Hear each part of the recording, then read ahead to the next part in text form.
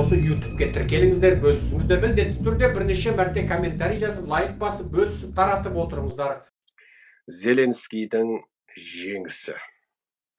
Бұл лекциямызда Америкадағы сапары сәтсіз аяқтаған Зеленский Еуропада табысқа қол жеткізді деп айтқымыз келеді.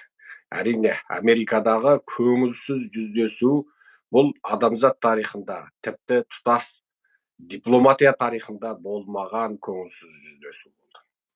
Жабық есік жағдайында елдің басшылары бірімен алысып та, жұлысып та, жаға жыртысып та, шаштасып та, кегіртесікте жататындығын жазбалардан да, оқиғалардан да бәрінен естіп көріп оқитынбыз. Бірақ тікелей эфирде қаптаған қалың журналистің алдында дәл бұндай шарпысу кем болды.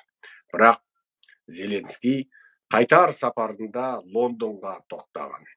Лондонда Зеленский өте жоғары деңгейде ыстық ықыласпен қарсы алынды. Және жай қайтқан жоқ. Зор көлемдегі көмек алып қайтты. Ал бұл көмек Украинаның әскери қару-жарақ өндірісіне салынатын болды.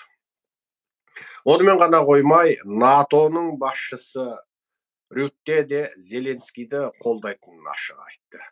Ал Францияның президенті және Германияның канцлері сияқты Еуропаның жетекші елдерінің басшыларының барлығының Зеленскийді қолдайтындығы туралы мәлімдемелерді арт-артынан таратуы, бұл Зеленскийдің Америкада болған сәтсіз сапарынан туындаған барлық көңілсіздікті, кірбеңдікті жуып кеткендей болды.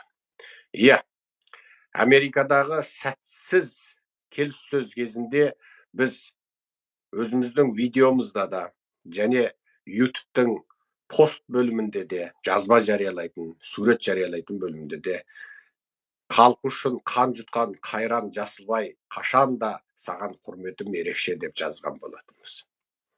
Иә, Зеленский бәрібір батыстың, әсіресе Еуропаның қолдауына ие болды. Енді осындай кезде өкінішке орай Украинаның халқының ішінде жіктеліс пайда бола бастады. Украинада Зеленскийді қоя тұрамыз ба? Әлде одан бөлек дипломатияға жүйрік Еуропаның да, Американың да тілін табатын біреуді сайласақ қайтеді, таңдасақ қайтеді дейтін мазмұндағы жазбалар дәл қазір ағылшын тілді, украин тілді твиттерде кеңінен тарап жатыр.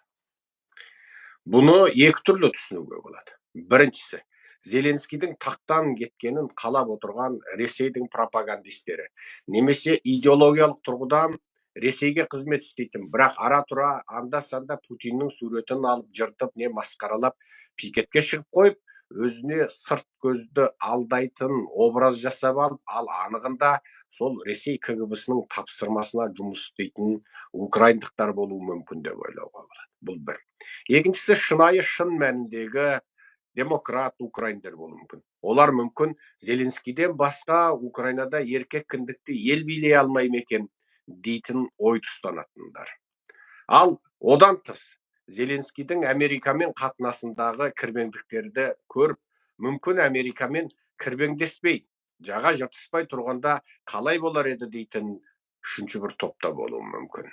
Бірақ қалай болмасын, Зеленский Америкада сәтсіз сапарын аяқтап, бірден Еуропада, Лондонда, күн батпас империяның қазіргі мұрагерінің астанасында өте ыстық ықыласпен қарсы алынғанда, Еуропаның ендігәрі есін жиғанын, енді мұхиттың ар жағындағы Американың көмегіне арқа сүйемей, кәрі құрлық Еуропа қайтадан мынау ежелгі ескі жау, ұстасқан жау, кәнігі жау Ресеймен ұстасу үшін, Ресейден Еуропаның мүддесін қорғау үшін енді өздері атқа мінуге мәжбүр болғанын шын мәнінде түсініп, қарекетке ойысқанын байқауға болады.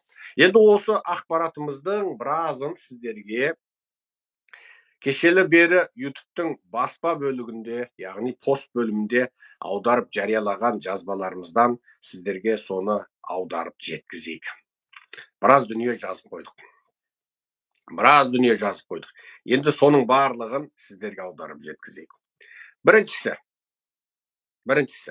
Ол Владимир Зеленскийдің 5 сағат бұрын жазған твиттерін біз осыдан 14 сағат бұрын көшіріп жариялаппыз. Онда былай дейді. Владимир Зеленский айтады: London, a meaningful and warm meeting with Prime Minister Keir Starmer дейді. Өте Лондон дейді. Өте мағыналы және өте жылы кездесу болды Prime Minister Keir Starmerмен деп бастайды. Енді Зеленскийдің осы твиттерін біз аударып жарияладық. Міне, аударып жариялап қойдық. Сол Зеленский қалай осыны жаңағы жаза салған кезінде біз бірден осыны аударып жарияладық. Неге? Халыққа бұл керек дедік. Сондықтан жұртты осы Зеленскийдің твиттеріне ілесуге, қандай да бір өзгерістер болса, сол Зеленскийден тіке ақпарат алуға шақырамын. Біріншісі, Лондон, премьер-министр Кейр Стармермен мәндіде жылы жүздесу. Келіссөздер барысында біз Украинаның және бүкіл Еуропаның алдында тұрған сын қатерлерді серіктестермен үйлестіруді, Украинаның позициясын нығайтуға бағытталған нақты қадамдарды, соғысты әділ бейбітшілікпен аяқтауды, сонымен қатар сенімді қауіпсіздік кепілдіктерін талқыладық. Премьер-министрдің ұстанымды қолдау мәлімдемесі және маңызды шешімі бүгін біздің қатысуымызда Украина мен Ұлыбритания қарыз туралы келісімге қол қойды. Бұл несие Украинаның қорғаныс қабілетін арттырады және Ресейдің тыйым салынған активтерінен түсетін кірістер есебінен өтеледі. Қаражат Украинадағы қару-жарақ өндірісіне бағытталады. Бұл нағыз әділдік. Соғысты бастаған адам төлеуі тиіс дейді. Соғысты бастаған тарап төлеуі тиіс. Мен Ұлыбритания халқы мен үкіметіне осы соғыстың басынан бастап зор қолдау көрсеткен үшін алғыс айтамын. Біз осындай стратегиялық серіктестеріміз барына және барлық үшін қауіпсіз болашақ қандай болуы керектігі туралы бірдей көзқараспен бөліскенімізге қуаныштымын дейді. Зеленскийдің твиттердегі постында 2-3 мағыналы жері бар. Көрдіңіздер ме? Мен сол астын сызып тұрып қайтадан түсіндіремін. Битеді. Біріншісі, Украинаға берілетін бұл ақша Ресейдің тыйым салынған, яғни Еуропада бұғатталған активтерінен түсетін табыстан беріледі. Екіншісі, бұл Украинаның қорғанысын, яғни қару-жарақ өндірісін арттыруға жұмсалады. Үшіншісі, соғысты әділдікпен аяқтау дейді. Яғни Зеленский бұл твиттерінде тағы да Трампты түйрей кетіп отыр. Онда Американың жобасында соғыс аяқтайды, бірақ әділетсіздікпен аяқтайды дегенді айтпаса да, соғысты әділдікпен аяқтау деген терминді қолдану арқылы Зеленский тілінің астына тіл жасырып, Тікебай шалды найзасымен түйреп кеткендей болды.